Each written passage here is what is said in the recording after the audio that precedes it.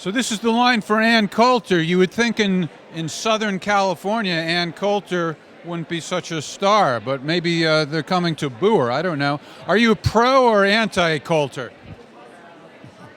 No response. Are you guys Ann Coulter fans or anti-Ann? We're fans. Don't listen to it. I'm surprised to see how popular Ann Coulter is. Or are you? Well, I figure it's like a once-in-a-lifetime opportunity to see her. I don't think I'll enjoy it. I think she's just a sensationalist. She just says whatever she wants to say. But I think it'll be a good opportunity to say I saw her. Good opportunity to have a miserable time. Yeah, exactly. All right. Well, don't have fun. Thank you. Are you guys pro-Coulter or anti-Coulter? Don't know too much, but I like her. You're just going because it's a good show. Yeah, I figured it'd be interesting to see what happens. Speaking of good shows, what do you think of Trump and his Survivor administration? Oh, I think we're going to see who can outwit and outlast them all. That'll be really interesting. All right, have a good time. Okay.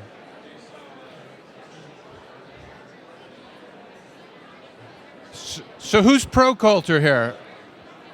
You're pro-Coulter? I'm surprised we're in Southern California. It's so liberal, but she's a huge draw, huh? I don't know. Well, to be honest, I mean, I don't really know her, but I know she's a conservative, so I want to see what she got to say. But I'm assuming she's gonna have like similar ideology as me, so in that sense, I will be on her side. But I really want to go and figure out what's going on, you know? All right, are you going to yell stuff from the audience, or are you going to behave yourself? I behave myself, but if she says something I like, I mean, I will applaud, you know? You won't throw eggs, though. No, I'm not a liberal. Come on. We have security here. We'll be watching you. All right, have fun. Thank you. Are we pro-Coulter or anti-Ann? I'm undecisive. I'm undecisive. We'll talk to you afterwards and see if you have a firm position then. Okay. Look at all the beautiful people going to see Ann Coulter. That would be you. And you, and you. Are we pro-Coulter or anti-Ann? Anti. Are you going to boo her, or you're just going to want to hear her out, or what? I'm just going to hear her out. Yeah. You have a good attitude. Take it easy. You seem a little hostile. Are you all right? Oh, I'm feeling good. Okay. I'm just nervous that I might not be able to get in. Because so many are complaining that the room is a little small, and maybe not all of us can get in. It's a big line. Yes, it is. So my job is to state the obvious. Yes, it is. And so I guess that shows that how many people are for Coulter and for Anna. I think it's a 50-50 crowd. Are you a big Trump fan? No. Your tattoos don't scream Trump. Well, remember, people with tattoos are some of the nicest people. All right, I'll remember that. Thank you. Nice chatting with you. Have fun. Are we anti-Ann or pro-Ann? Indifferent. Well, you're going there. What's the attraction for you? Just see two different perspectives debating and see what their views are. Hey, that's a very healthy attitude. You know this guy? I'm the same thing. Yeah. Reasonable people. Did we import you from some other planet? No. I haven't met any Americans who are reasonable. This is the first time. We like listening to other viewpoints. So. All right. Have a good time. All right. And don't hate the Jews. Never. Thank you. All right. How about you, sir? Do you hate the Jews? No. Are you pro-Ann or anti-Ann? Anti, You're- Kasparian. Yeah. Anna Kasparian is going to eviscerate Ann Coulter. Eviscerate. Yes, that's my prediction. All right. I bet there's going to be some hooting and hollering from your two seats. Yep. All right. We'll have. Has politics ever been this fun, or is it my imagination? It's scary It's too. it's scary. It's so divisive, especially nowadays. Take care. Uh-oh, the first pink pussy hat of the day. Hi. How you doing? So you must not be an Ann Coulter fan if you have a pink pussy hat on. No, but I'm always open to hear different viewpoints. You're mellow pussy. Yeah. And are you going to be rooting against her or asking questions, or you're going to just quietly observe? Quietly observe, and if I feel the need to ask any questions, I'll get up and make sure they're heard. I think there's a troublemaker inside you just waiting to come out. Am I right? Is this your friend? She a troublemaker? She is. She is such a bad influence. Yeah. Has she tried to get you to wear a pink pussy hat? She won a raffle. What is it? She won a raffle? You mean is that the hat was the prize? Wow, did you have to spend money? No. But I mean, I still agree with everything it stands Right. for. What do you think of my pink, not so pink pussy hat? I wish I could pull it off. I like it. You wish you could, but you feel it would be inappropriate? Yeah. Not my style. Well, you could always ask for permission. Do you want to see what's going on under that hat? Is that it? Sure. All right, go ahead, take a peek. Easy, easy. What do you think? Disappointed? No. You know just what to say. Have fun. Thank you. Okay.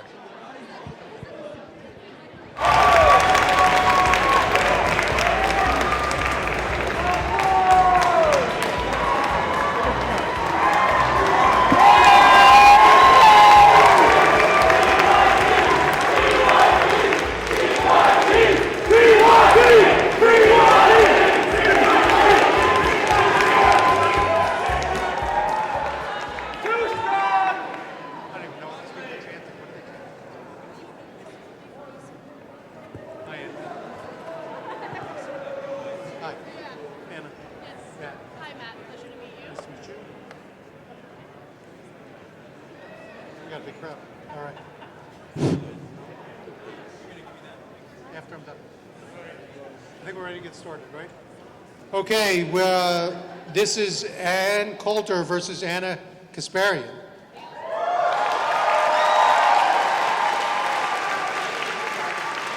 Before we get started, just want to thank you. This is the third Politicon. At the first Politicon, a couple of weeks ago, we had sold about 138 tickets. Very often when you announce Ann on a panel, you get another couple thousand people. Your first Politicon, you debated Cenk.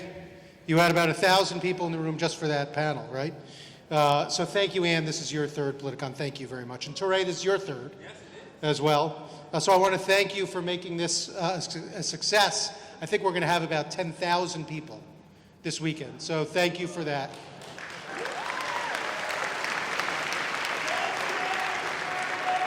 So I'm just going to introduce Touré, who is the co-host of Bingeworthy on the People TV network, but also I think you've written 5 books. Last one about Prince, is that right? Last book about, are you also a voter in the Rock and Roll Hall of Fame? For the Rock and Roll Hall of Fame? I was on the Rock and Roll Hall of Fame nominating committee. This is a Renaissance man, and he's going to be hosting this panel now. I'm going to turn it over to Touré. It's a fun thing. Hi, hello, thank you. How are you guys? Are you having a good Politicon? Well, hopefully this will be the highlight of your day. We have a serious intellectual fight. I'm not going to call it a cat fight because both these people are serious intellectual people. We're going to have a discussion as people. We're not going to have a melee, right? And a cat fight would be sexist.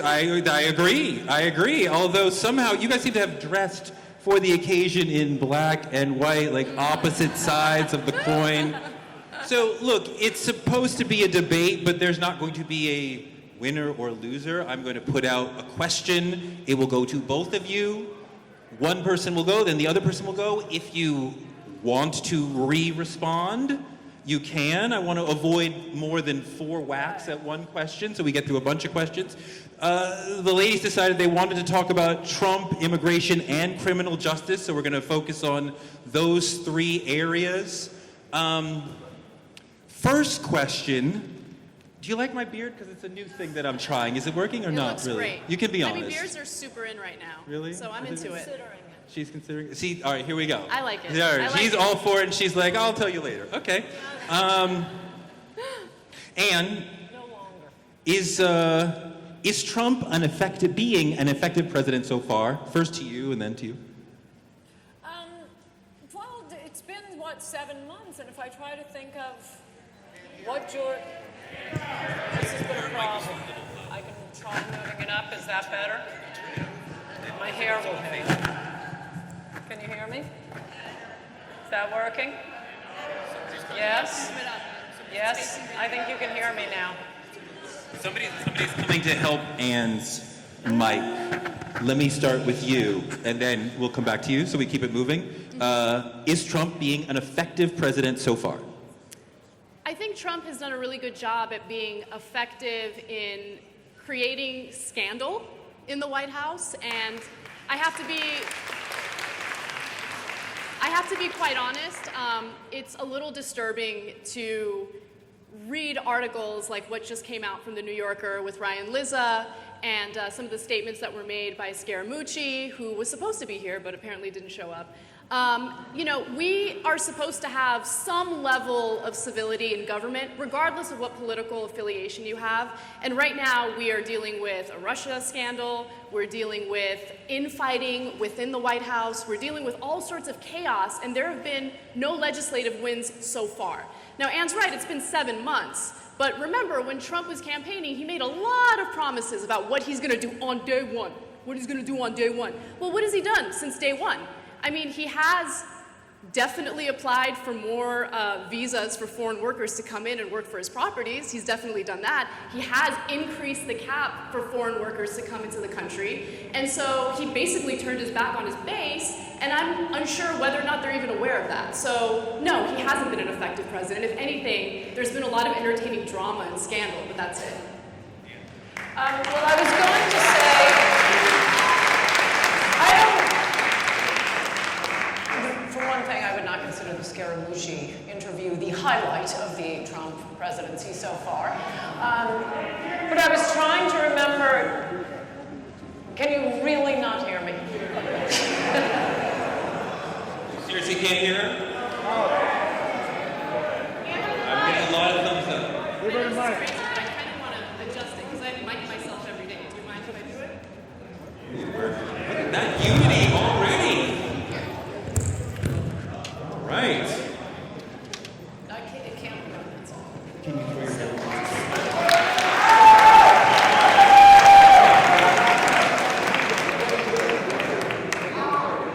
Talk a little. How's that working? Can you hear me? I think we're out. What I was saying about the 7 months is when I think about, you know, before 9/11, what did Bush do? I don't remember anything until Obamacare passed. I don't remember anything Obama did. So yeah, there's been a lot of excitement, some of which I'm not that thrilled about, but is he an effective president? Well, how do you judge that? What did he run on? What did he promise? I think none of his supporters, maybe some of them, really just thought it would be fun to have this tacky millionaire in the White House. I think most people thought, no, he's the only one raising the issues we have been dying to have some president raise. And, you know, screw you Republicans, screw you Democrats. We're going to put this nut in the Oval Office because he will at least put Americans first and not Wall Street first. And has he done that? Well, in 7 months, he's really going after MS-13. He's attempting to prevent terrorists from coming into the country. The courts, and we're getting massive resistance from the Democrats as usual, as we got during the civil rights era. But he'll win in the end. He's interviewing for the wall. He has a fantastic attorney general. He has a fantastic head of ICE. So as for what he has promised and whether he's implementing it, I'd give him a B. I'm looking for an A by the midterms. I want to be like Switzerland, like when Eiffel here, and not take a side. But occasional things may jump out at me. Do you want to respond to that? I just want to. If you don't mind, I would like to respond. Yeah. But just want to. Does the president think that he has a fantastic attorney general? He seems to not agree with you. Well, if we're going to get into the flaws of the Trump administration, I mean, I think the original sin was something that I've been perfectly open with him and the world about. Americans don't like nepotism. I don't think he should have brought his son-in-law into the White House, and I think a lot of this has to do with him being worried about the investigation, going after his son-in-law. I think he's right not to want an independent counsel. There's a reason Congress got rid of the independent counsel law. You can't just have this unaccountable roving commission looking at everything you've ever done. I understand. I feel his pain. I feel his frustration. But no, you shouldn't be, posting your own attorney general. If you don't like him, fire him. You're the president. But look, he's done. I don't think that is nearly as bad as the first thing I didn't like that he did. It's really just about two things, and that was, one of the things we voted for: don't get us involved in any more pointless wars. And that bombing of Syria, again, I see a little nepotism issue here. I mean, the claim in the New York Times and the Washington Post was Ivanka saw some pictures of children and started crying. Oh, Daddy, we have to bomb Syria. So Ivanka cried, kids died.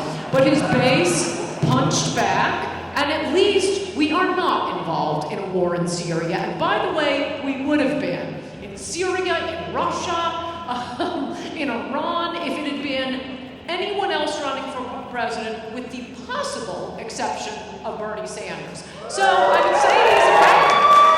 He hasn't gotten us involved in a pointless war, and he is pretty well following through on the immigration stuff. He's pretty well following through on the trade stuff. That's all I care about. I don't care about the tweets. I love the tweets. All right. So, quite a bit to jump in on.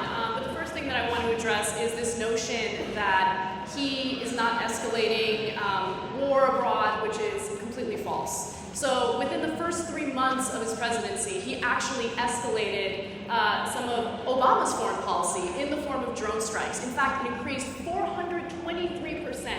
We are bombing like crazy in places like Yemen.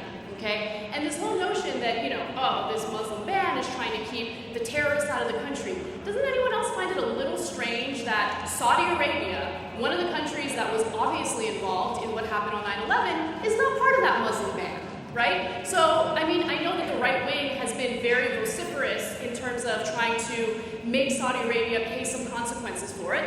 Trump isn't making him pay any consequences because he has financial interest there. I want to go way back to what you said about, legislative wins and policy.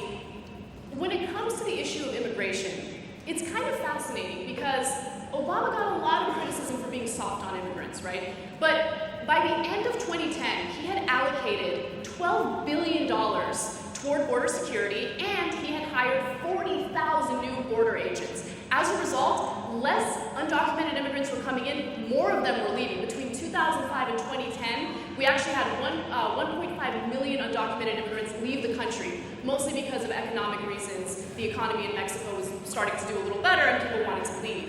So there were wins when it came to Obama. He did do things, and he got a lot of criticism from the left when it came to his immigration policy.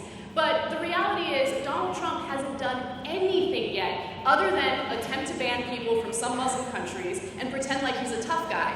In reality, he's not a tough guy. He hasn't succeeded in anything, and healthcare is the latest example of that.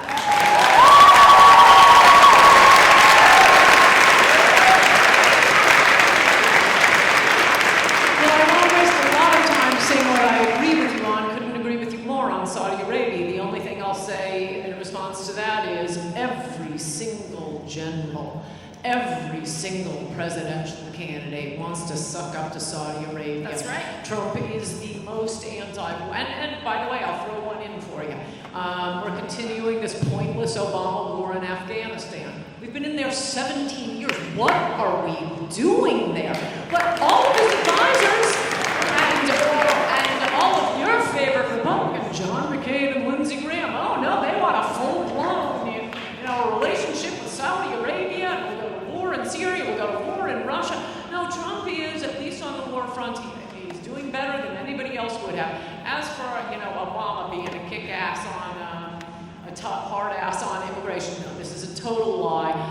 Two quick points I will make. One is, this is a Washington metric that, if you spend more money, you're getting serious about it. Spending money on Border Patrol means more government workers, more unionized workers, more taxpayer money. It does not mean more enforcement. And what Obama did to make it look like they were doing enforcement is they redefined deportation. It used to be, for 50 years, you turn somebody away at the border. That's not a deportation. turned them away at the border. Suddenly under Obama, they started describing the turn them away at the border as a deportation. So, you know, it's like a failing school saying, we just changed the passing grade from 70 to 40. And look, all the kids passed. That's what we got under Obama. Forget deportations.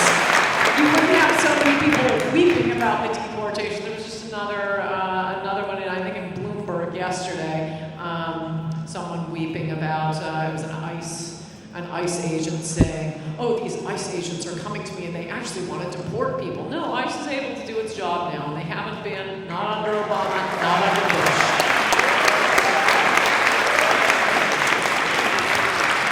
All right, first to you. I need to respond to that because there were a lot of misleading statements that you mentioned, and I'll tell you why. So the Obama administration certainly did deport more people than the Bush administration. It was not just people being turned away at the border. I'll give you the numbers, okay? So first of all, the $12 billion that he allocated for border security went toward hiring 40,000 border agents. So it was not to increase the bureaucracy. It was to include or add to what we already had at the border. Now, you mentioned the ICE agents and all the people crying about how mean they are. I'm curious what you think about the border agents that are now being sued by the ACLU for molesting 2 teenage girls who were coming in from Guatemala. Does that make you feel bad at all? Something else a wall would solve.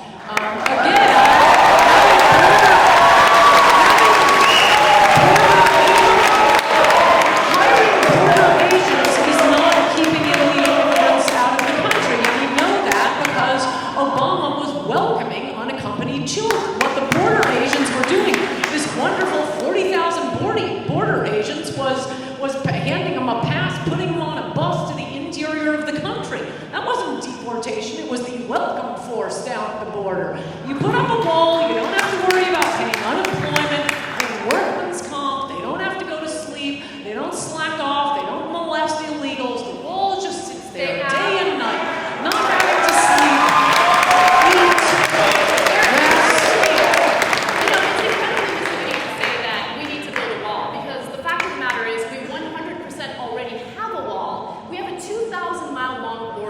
with Mexico, right? About 1,000 miles are already covered by a wall. The rest, we're talking about a river and we're talking about treacherous terrain. We're talking about mountains, okay? One of the reasons why he hasn't built the wall yet is because it's almost impossible to build the wall in the areas that we're talking about. There's a ton of issues with building the wall in the remaining area, including U.S. properties. We have resorts, we have U.S. properties that would essentially be divided in half if we continued building that wall. And by the way, it's a gigantic waste of resources. How about our taxpayer money actually go back to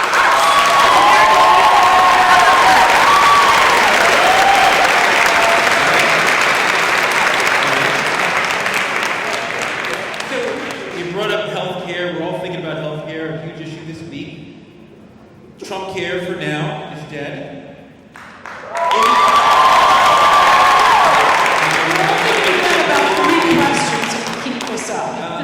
Is it right for the president to say, let Obamacare fail? I'll answer that in a minute. Everything she said about the wall was false. When liberals start complaining about budgets, whenever a liberal is worried about federal spending, Come on, it's not a presidential debate. your antenna should go up. There's 700 miles of fence. It's about as high as this table. And if a wall is so ineffective, then stop complaining about it. Not going to make a difference. Fine. Then don't be so hysterical. As for Obamacare, it's very simple.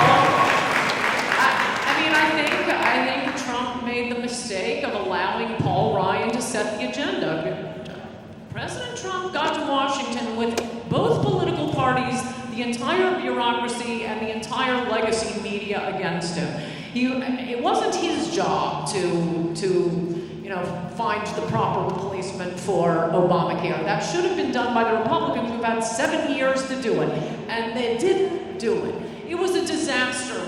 Unfortunately, this is the problem with my party. They accept the behemoth. They act like they're free marketers, and then they, our big change to to give you an example, and it happens to be a perfect metaphor here. When Ronald Reagan ran for president, one of his campaign promises was eliminating the Department of Education. Today's Republican Party, their idea of like Austrian economics is no child left behind.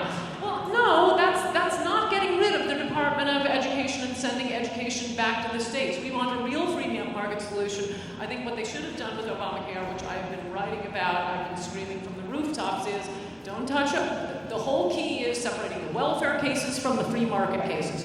You do not repeal Obamacare. Anybody who wants Obamacare gets it, but you pass a one-sentence law saying there shall be a nationwide free market in health insurance.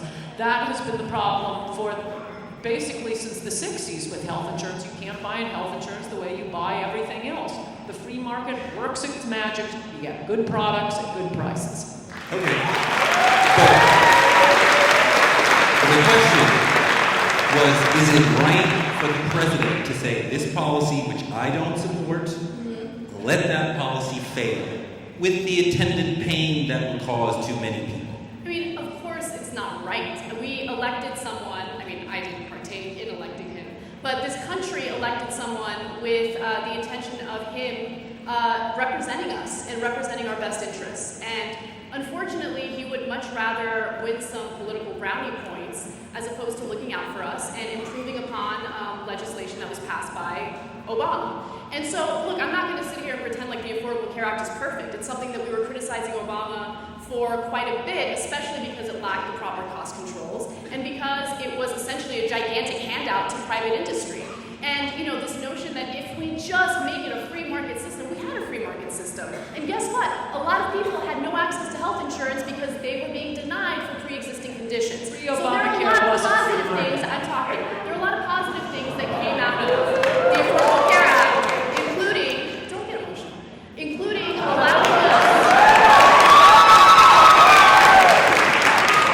us to purchase health insurance without fear that we have a pre-existing condition, allowing people up to the age of 26 to remain on their parents' health insurance. There were a lot of positive things, but it was flawed. And instead of Republicans coming in and saying, hey, you know what, let's find a way to lower these premiums. Let's find a way to improve upon this legislative win that the Democrats had. They're like, no, let's let it implode. In fact, either let's let it implode or let's just take health insurance away from tens of millions of Americans. That's not leading, that's not representing the best interests of Americans.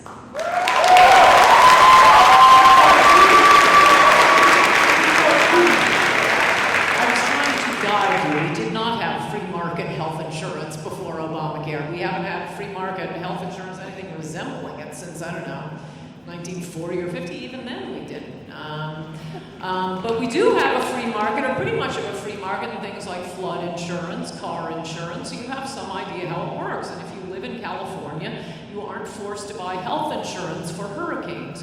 If you live in Florida, you are not forced to buy insurance for earthquakes. A real free market in health insurance would get so many people off the welfare side of it.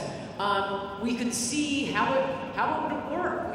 There's an exception to Obamacare right now that allows a sort of free market if you say you're a Christian outfit. And probably any sort of religious group can say, we're in this together. It's not technically insurance. It costs $50 a month, but you don't have to pay for lots of stuff you don't need. It's what's known as health insurance. People put their money together every month. And until you're thinking about this the same way, unfortunately, my party is thinking about it. No, we start with the assumption that there will be a huge government program and make teeny tiny little edits. No, just allow us to buy health insurance the way we buy orange juice, shoes, houses, computers, all these things, cell phones, flat screen TVs, all these things get better and cheaper over time through the magic of the free market. I always feel like I'm explaining to a little Soviet woman after the end of the Cold War how she's going to get bread if the government doesn't provide it. No, it's amazing. It's the free market. And that's what they need to do. So typically after a difficult election, the leader would try to bring the country together. And I don't think it's a partisan point to say that Trump has clearly been focused on his supporters and policies that they want, and is not making any effort to sort of bring over people who are not even with a speech to mollify people who were not originally with him. Two questions. Can he win over some progressives, and should he try? I mean, I feel like he needs to work on winning over some members of his own party first, because he seems to be having a difficult time with that. But the fact of the matter is that, politics have become so divisive and so incredibly polarized. And I don't think he genuinely has an interest in reaching across the aisle and convincing progressives to work with him. I mean, he's made progressives the enemy. And so I don't really see much hope for that. But what I do somehow now miraculously see is some hope in terms of members of Congress, members of the Senate working together to come up with some better solutions. And, he might threaten Susan Collins and Lisa Murkowski, but I give them a tremendous amount of credit for actually sticking to their guns and representing the best interests of their constituents. Can he win over some progressives, and should he even try? I hardly think you can blame Donald Trump for the divisiveness in the country, for Pete's sake. But I mean, obviously he did. He won over, I don't know what you mean specifically by progressives, but obviously he won a lot of Democrats over. Democrats, the old Reagan Democrats. I mean, there was the big Stanley Greenberg, he's the big pollster for the Democratic Party, went from Yale Law School, and he spends a lot of money, it takes a lot of time, and he's been going to one county, Macomb County in Michigan, every 4 years, because that's like a microcosm of the Reagan voters. He's been polling. This county voted twice for Obama and went for Trump. That was the big swing. That is what gave Trump Wisconsin, Pennsylvania, Michigan. I think those voters are pretty much unavailable to progressives as they're currently constituted. There was just a quote, maybe some of you saw this, I think it was, I don't know, in the New Yorker, but somebody was interviewing a Trump voter in Arizona and said, look, the reason I love Trump and I hated Hillary was they hated Trump for all the reasons that they hate me.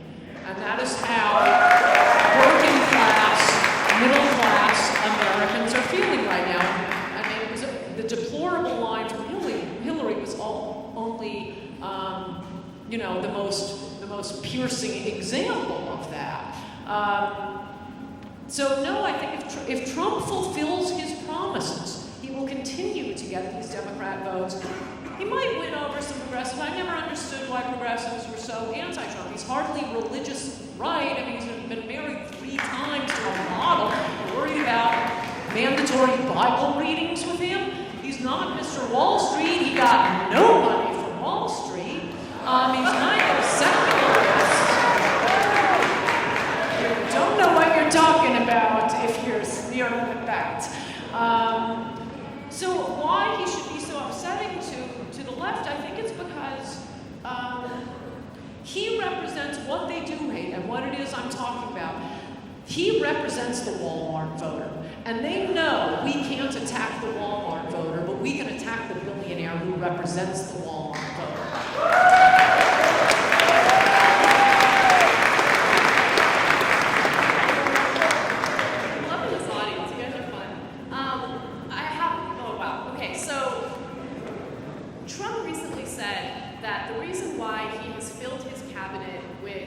millionaires and billionaires is because he doesn't want more people working for him in the White House. And so it's odd to me that working class Americans would think that he would want to represent them or even thinks highly of them, when in reality, time and time again, he has not supported them. Another example was a story that we did years ago about how he believes golf should be reserved for the wealthy. That if you're from the higher class, socioeconomic status, golf is for you. But if you're poor, no golf for you. Which is ridiculous. Like, who cares about golf? But it kind of gives you his mindset. But here's one thing that we can agree on. One of the reasons why Trump was able to flip voters is because he did campaign on something that I think the Democrats dropped the ball on, with the exception of Bernie Sanders. He talked about jobs, okay? Hillary didn't talk about jobs, at least didn't do so in a substantive way that was convincing and persuasive. He pretended like he was going to look out for people who had lost their factory jobs, people who had lost their jobs because the coal industry is no longer something that makes any sense in this country. right? So he's reaching across, he's reaching out to them and saying, I'm going to look out for you, I'm going to look out for you. But has he looked out for them? Why is he applying to have foreigners come into this country and work on his properties? If he cares about employing these poor people who have lost their jobs, why would he hire them? That's what I want. And so, look, talk is cheap. We know that talk is cheap. And we've seen cheap talk from Democrats and Republicans. But I think it's absolutely ridiculous to claim that Donald Trump is looking out for the best interests of poor Americans who have lost their jobs. If you really genuinely cared about that, then maybe he would practice what he preaches a little bit. We talk a lot about immigration. Let's slide into the immigration portion of the afternoon, evening. What is the reason why most people who are immigrants come to live in America? It varies quite a bit. I also want to say Bernie Sanders dropped the jobs issue and dropped the working class issue. Why? Because he's put through the meat grinder of one of the main political parties. And you are not going to get, it is the uniparty in Washington against the people. That was what Trump represented, and the proof of that was the interview that Bernie gave. I think it was to Salon, and he said something about, he was asked about, I remember the guy that I can't think of his name right now. Anyway, who said, well, of course you're for open borders. And Bernie Sanders said, no, that's a Koch brothers idea. They want the cheap labor. That was what his position used to be. But then, oh no, it has to be for open borders because he's running as a Democrat. That is what hurts the working class, the low-wage workers, more than anything else. We're just going to keep dumping more low-wage workers on the country. And that is, in answer to your question, I mean, a lot of them are coming for the welfare benefits now. As Milton Friedman said, you can't have a welfare state and open borders. And we're getting a lot of that now. Pre-1970 immigrants made more money, bought more houses than the people who already lived here.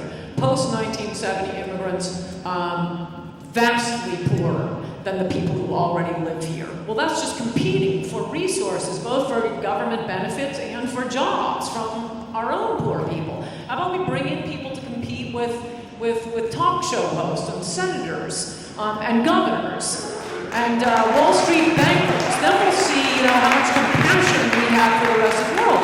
But Mark Zuckerberg doesn't want somebody to compete with him for his job. He wants to bring in people to compete for his landscaper's job. That is how Donald Trump cares about the people who are being hurt and have been left behind and ignored by both political parties for decades now.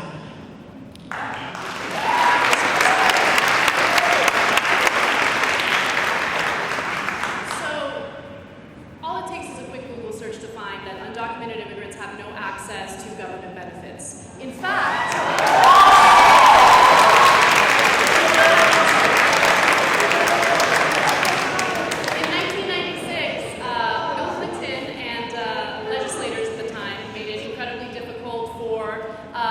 immigrants who are in the country legally to have access to government benefits or get government programs. And so it's a complete fear-mongering talking point from the right that people are coming into this country and they're mooching off American taxpayers. The only people who are mooching off of American taxpayers right now are oil companies and the wealthiest people.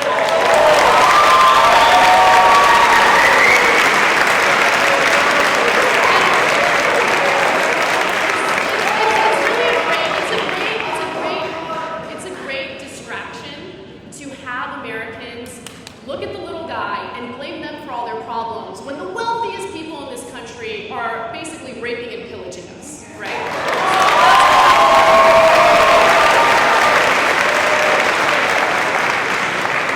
go back to Trey's original question about why people are coming into this country. Right now, immigration from Mexico, so Mexican immigrants is down, okay?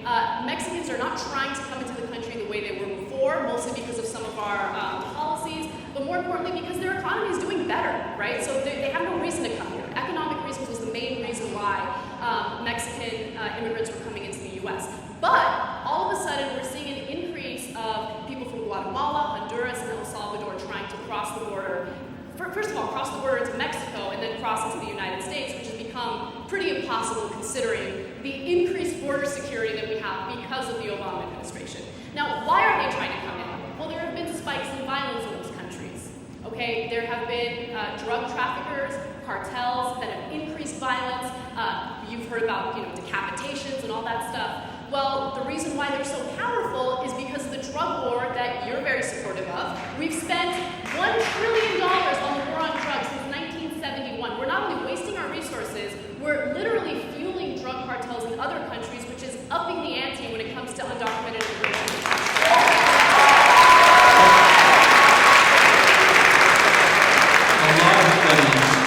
Show that the number one reason that immigrants give for illegally crossing the border is family reunification. They want to reunite with their family.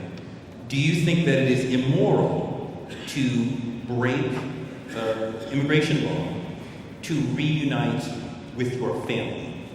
It is a total lie that illegal immigrants do not get all kinds of government assistance. Please do Google that. But don't just look up. Any idiot can write on the internet. Look it up. They can get food stamps. They go into emergency rooms. They get schooling. They get English as a second language. They get the SNAP program. They get full health care in California. It is not saying that illegal immigrants are the little guy. They're not our guys. Americans don't have a problem paying for our own poor, our own sick, our own injured. But the idea is, we're like a family. We're all in this together. And you say, but for the grace of God, go I. Okay, but you don't get to, this isn't the entire world we're talking about. We're not turning America into, the universe's charity ward. We need to take care of our own. And that's what's hurting the little guy. The reason that illegal immigrants say they're coming for family reunification is because that's what got you a free bus pass and a box lunch in the Obama era. Whatever they need to say to be moved into the interior of the country. But this idea that, you can't break up my family. Well, okay, all of you go back then.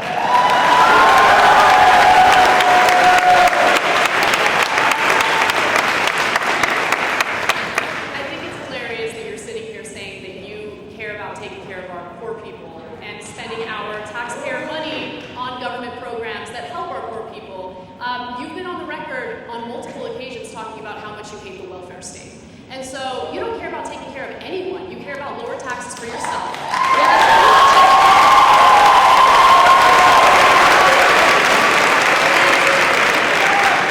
As I just tried to explain, but again, it's like talking to the old Soviet woman who doesn't grasp the free market. This isn't a question of whether we take care of our poor.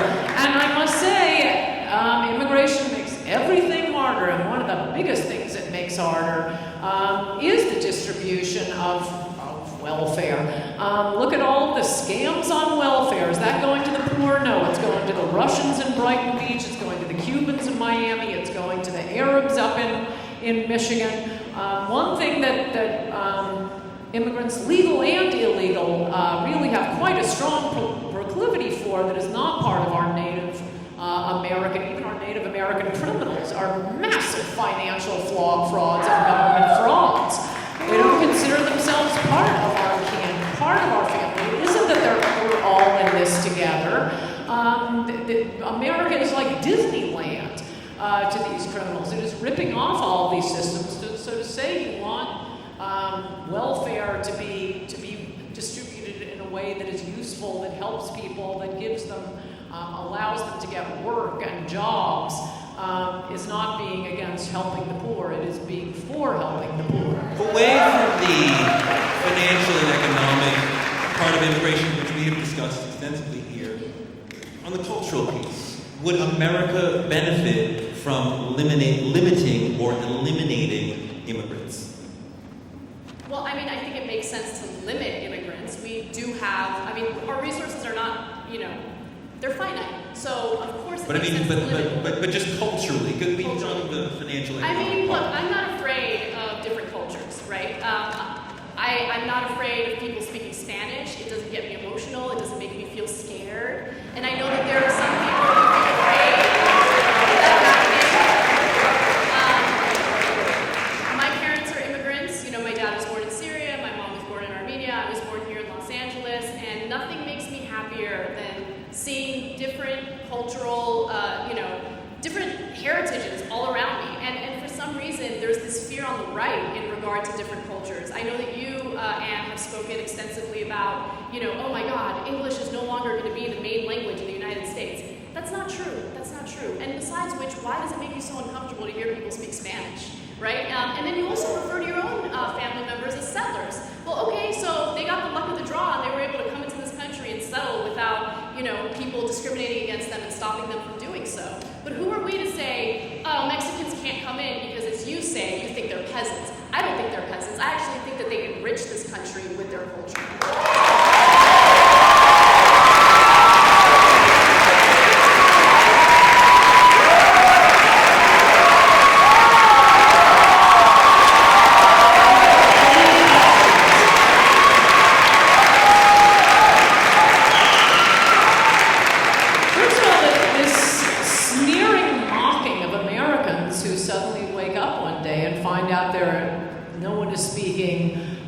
English in their neighborhoods, I think is extremely elitist and snooty. I'm quite sure you all wouldn't like it if your kids came home from school and they sounded like Sarah Palin.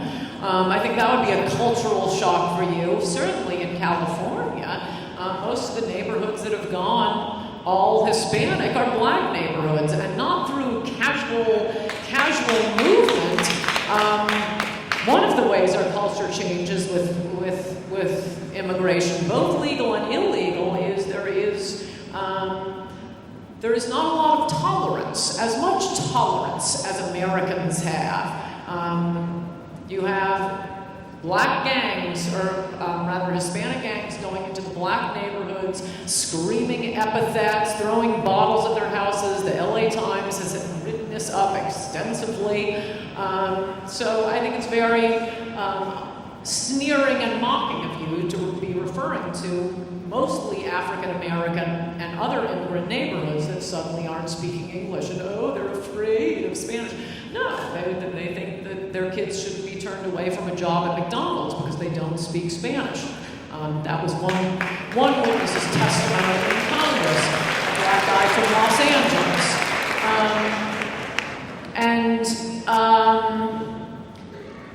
Settlers, why does it make a difference that you're a settler? No, it isn't that we first come, first serve. No, it's that settlers created this country. It wasn't here.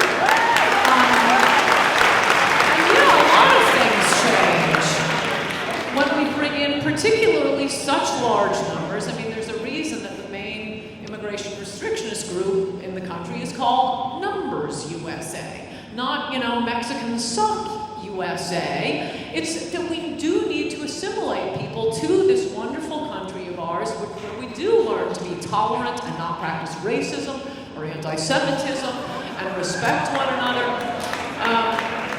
For those of you who think that anti-Semitism has gotten worse, the ADL does studies on this every year, and every year they find that the main practitioners of anti-Semitism are your Hispanic friends. So you might want to reconsider the mass just amnestying them all as they're coming in. No, we do have a wonderful country, and we need to take time to assimilate people, not let them live in ghettos and bring in their cultures. There's a reason they left their cultures to come to our culture, and we didn't leave our culture to go to theirs.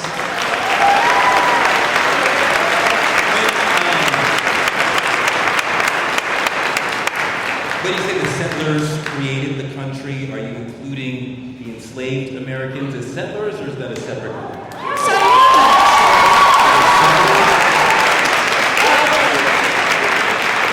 Not settlers in that sense, but as many people have pointed out, we are not a multiracial country, we are not a multicultural country, we are a biracial country. For 400 years, this country was black and white. And we have had black people here as long as life is enjoyable. And African Americans, can I finish this point? It seems to have set off. Look, African Americans obviously got the short end of the stick for about 200 years. This is why I was explaining in the last paper. This is why we have civil rights. This is why we have constitutional provisions. This is why we allow, this is why we have affirmative action. It wasn't the Rainbow Coalition. It was to make up, to redress specific grievances done to African Americans, slavery, Jim Crow laws, and now suddenly, everybody's running across the border and, oh, me too, I'm part of this. No. No, civil rights are for African Americans. They are not for people who arrived yesterday or last week. They didn't do anything to you. Republicans didn't do anything then. Okay,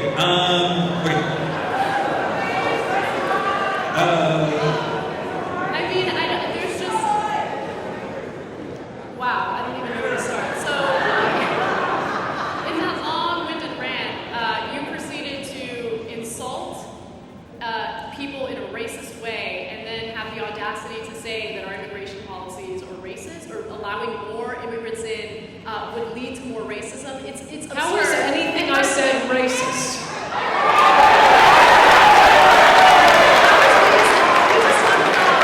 People speaking Spanish and how parents don't want to hear that because they're concerned that their kids might want to end up working at McDonald's. You're assuming. No, you weren't listening. No, you weren't listening. No, there was a testimony before Congress from LA communities where black witnesses were going in and saying, my kid applied to the local McDonald's, they wouldn't hire him because he didn't speak Spanish. It is mostly black communities that are being overwhelmed with illegal immigrants, and to be mocking them and saying they're afraid of Spanish people, I think is very dismissive and insulting. Well, here's what happens in the street.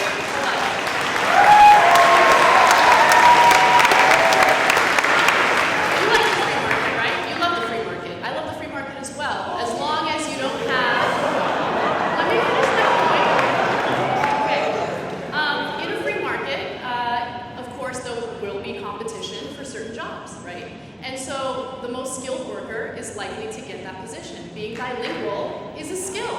You're able to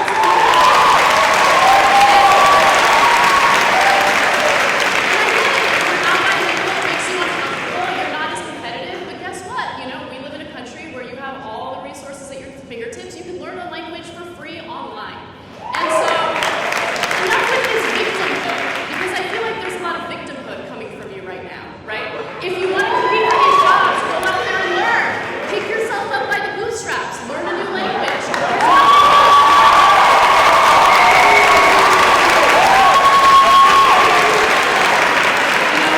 We only have an hour, and not only is the hoot nanny going on cutting into time, but if you spend more time making arguments and not characterizing me, we'd have way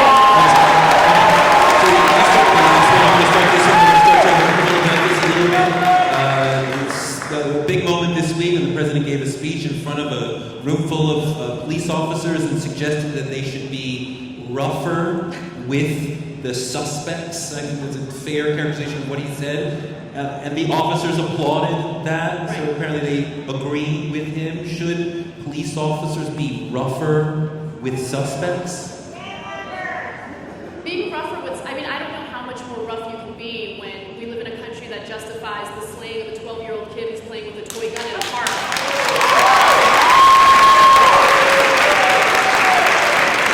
I don't know how much rougher cops can be when you have a yoga and meditation teacher getting shot within a second of arriving to a police car. By the way, a police car that she called to report a sexual assault in her alleyway. But to be fair, the cops were startled. So since they were startled, it was okay to shoot and kill that woman, who again called the police because she trusted them and thought that they would look out for, whoever was being assaulted in that alleyway.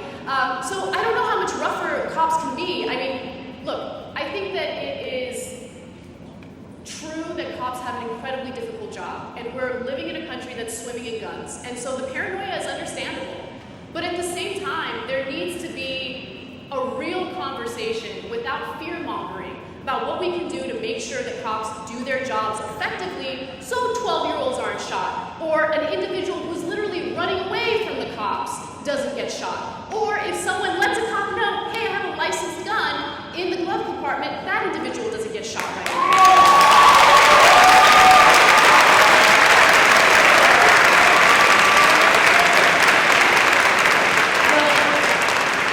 Peaceful yoga instructor was shot because of immigration combined with this insane idea that we owe immigrants affirmative action. This Somali was rushed through the Minneapolis police cadets exam, violated about 4 rules off the top of my head so that the good people of Minnesota could brag about having a real live Somali on the police force. That was what killed Justine Damon.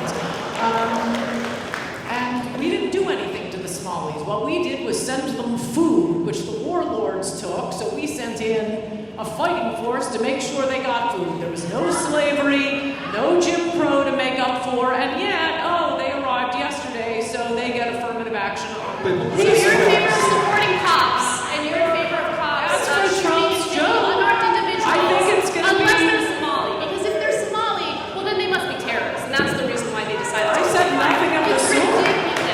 The question was, should officers be standards, you won't get cops that are as good. That's a fact. It has nothing to do with terrorism. As for what Trump said, I mean, look, you guys, have at it. If you want to adopt the feminist motto of "that's not funny," fine, have at it. I'm sure you will swing the electorate.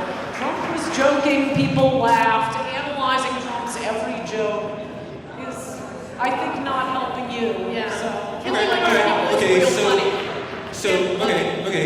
It could have been a joke. It did seem very borscht, though. The whole thing was very jocular. I don't know. Maybe he was joking. But okay, let's go a little broader with the same point, right? Black Lives Matter has spent years saying we have a policing violence problem.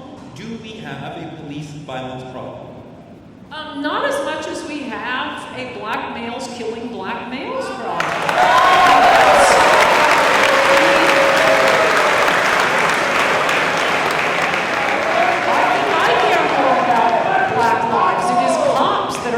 Save black lives, or putting their lives on the line to save black lives.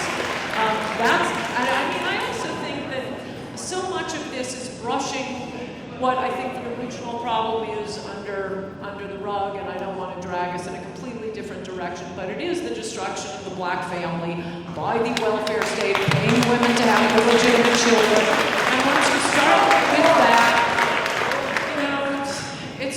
all is lost at a young age, and I think that's what we really need. I wish instead of spending so much time trying to assimilate and English as a second language, if instead in the 60s we had just spent it all on African Americans, I think we'd be a lot better off.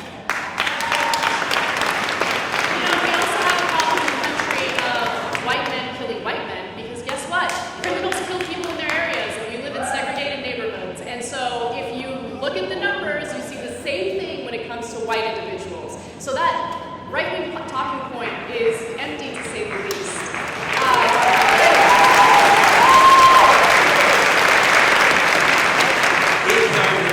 Again, trying to get into the heart of the issue, is there racial bias in the criminal justice system? In the new Jim Crow, Michelle Alexander talks about black people are over-arrested, over-prosecuted, over-convicted, and over-sentenced. Well, my favorite stat when it comes to that has to do with marijuana, because I love marijuana. So, it's interesting because there was a study looking specifically into marijuana use rates, and they compared white marijuana users to black marijuana users, and the researchers found, all right, they use marijuana at similar rates. But it's interesting because blacks are 4 times more likely to be arrested and prosecuted for marijuana possession. Which is, by the way, I don't care if you're black, white, Asian, Latino, it doesn't matter. You shouldn't be prosecuted for marijuana possession. That's a gigantic waste of our resources.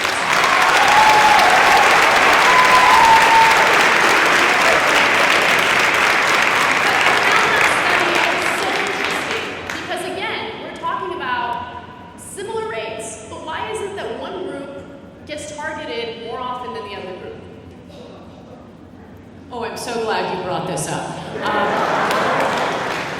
This is based on self-reports. There have been further studies where they actually drug test the person after asking, do you smoke pot? Have you smoked pot in the last week? And it turns out there's a racial difference in telling the truth on did you smoke pot. Blacks were about 10 times more likely to lie and say they hadn't smoked pot.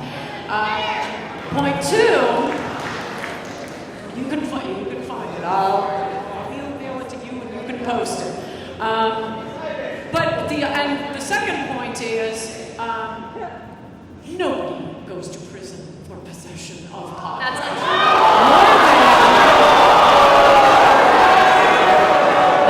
I know you're all potheads and you're gonna have trouble following what I'm about to say.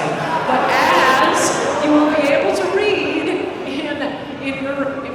in failing New York Times, almost 90% of people in prison are in prison as a result of a plea bargain. No one gets arrested and tried for possession of marijuana. They're cut. But if they happen to have marijuana on them, that's what they plea it down to. You don't need witnesses. You don't need a trial. So it may be on the record, but you're not going to prison for that. You're going to prison because you held up a liquor store with a sawed-off shotgun and they found pot on it. May I jump in? This is one of my favorite topics. I did a TEDx talk on it, so there's been a lot of research into this. Why do you guys think we have private prisons? Why are our taxpayer dollars going toward private prisons? And why do we even need them, right? Don't we have county prisons, federal prisons? Well, it's because in the 1980s, because of Republican leadership, we passed a bunch of draconian laws, specifically in regard to marijuana. And so our prison systems, all of a sudden, were just filled with people who got caught with possession of pot, right? And so, these entrepreneurs see that there's there's an entrepreneurial opportunity here. And so you have the emergence of Corrections Corporation of America and Geo Group. And guess what they did? They're like, give us your non-violent drug offenders and make us rich. So your tax dollars aren't really going to welfare recipients and all these little guys that people want to distract you with. They're going to private industries like private prisons who have a vested interest to criminalize non-violent individuals, particularly those who get caught with drugs.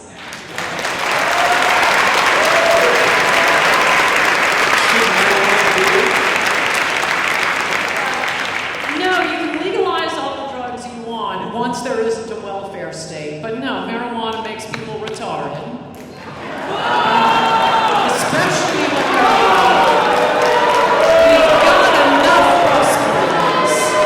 We're bringing in busboys by the million through our immigration policy. We do not need a country of busboys. We're destroying the country. Should marijuana be legal? Absolutely. In fact, I would choose to join.